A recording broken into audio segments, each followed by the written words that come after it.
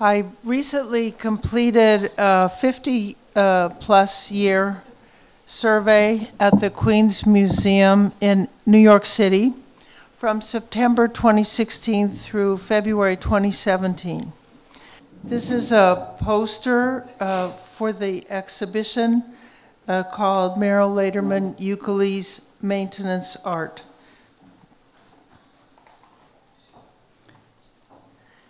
And this is how the poster was displayed. This is the long side of a garbage truck. On the entire fleet of the New York City Department of Sanitation, garbage trucks and mechanical sweepers. There are 2,950 of these billboards out on the streets all over New York City for 2 months, announcing the exhibition from August to the end of September. You get to do things like that when you're the sanitation artist in residence since 1977. Look at the top of the building. This is an artwork called Pulse 2, a pulsing wave of energy on the outside facade of the Queens Museum facing the Grand Central Parkway. You may have driven by there coming in from an airport, a major highway in New York. 13 flasher units from the backs of defunct garbage trucks that I happen to have. And they've been restored, and they're flashing every night from before sundown till 11 p.m. This is a detail in the moonlight. They have a clicking rhythm audible as people enter the museum. Now, jumping back a bit, this is a piece called Second Binding from 1964. This was one of the early works in the exhibition. I started out as a painter and sculptor. I inherited a huge bunch of free cheesecloth that a professor had abandoned. I loved that it was soft, sheer, more sheer than stiff canvas. I used an old canvas painting. I started wrapping the cloth around the wood frame and over the canvas, stuffing them with rags, newspaper, aluminum foil. I tried to stuff them as much as they could take without exploding, which many of these bindings did. Poured paint over them in quite a ritualistic manner. I thought they were abstract symbols of energy being created. They got me into terrible trouble at Pratt Graduate School. The heads of the faculty, this was 1964, the heads of the faculty said I was oversexed and these were pornographic. My teacher, Robert Richenberg, was fired for supporting my work. He lost his home, and I quit. This piece was just acquired by the Jewish Museum in New York City.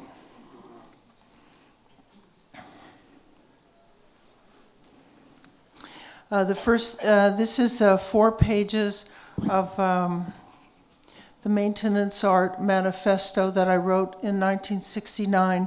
The first 2 pages don't show up on this laptop, I'm sorry. I became an artist to be free, to have the levels of gifts of freedom that I received from my Western culture artist heroes. The freedom for the body to act within the work from my uncle Jackson Pollock. The freedom and the power to name from my grandfather Marcel Duchamp, and the freedom to pass from one dimension into another from my uncle Mark Rothko. You might notice the genders. I struggled for years to win this freedom as an artist. Then in 1968, out of free choice and great blessing, Jack, sitting over there, and I had a baby. I became a mother, a maintenance worker. I discovered that Jackson, Marcel, and Mark did not change diapers. I fell out of their picture. We fell in love with this baby. I wanted her to not just be okay, not sick. I wanted her to thrive. Life can give that. A baby can be robust, full of energy, and full of continual discovery. You don't come upon the baby reading a manual. How do I bring my hands together? How do I stand up? How do I talk? They invent these things. A change. I needed to do whatever was necessary to enable her to thrive. Yet the repetition. When I was changing my 100th diaper, I felt my well-educated brain saying, "So long. I'm leaving now. I wasn't cut out for this. I must do something new. I'm blowing right out of the top of your head." My avant-garde education taught me not to repeat, but to move forward, the frontiersman, always moving into the unknown. I loved this baby madly. Her needs must come first. Different, twirling. I was in full crisis. I felt like two people in the same body, the free, unfettered artist and the mother maintenance worker. I was never working so hard in my life, yet people who met me pushing my baby carriage often asked, "Do you do anything?" Falling. I chose maintenance, yet maintenance in 1968 in Western culture had no words, no language, no place, no culture, no honor. I was so angry. And I felt so entitled to. Me? Click. An honest-to-God epiphany. If I am the boss of my freedom, then I name maintenance art. I can collide freedom into its opposite and name necessity art. I name survival art. In a quiet rage, in one sitting in October in Philadelphia in 1969, I wrote the manifesto for maintenance art. I don't have to shape up to received notions of the artist.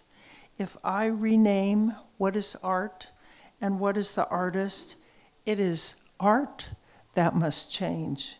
It is art history that must change. Why is this art? Because I say so. My first job after this realization, to re-see the world, to start everything all over again, to begin again like my baby. In twirling and falling, a door opened for me to see the whole world. The manifesto is a world vision to take care and a call for revolution for the workers of maintenance. These are the workers of survival.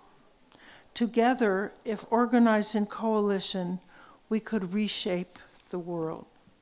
Note, this is not the art of the happy cleaner. My ambivalence is extreme.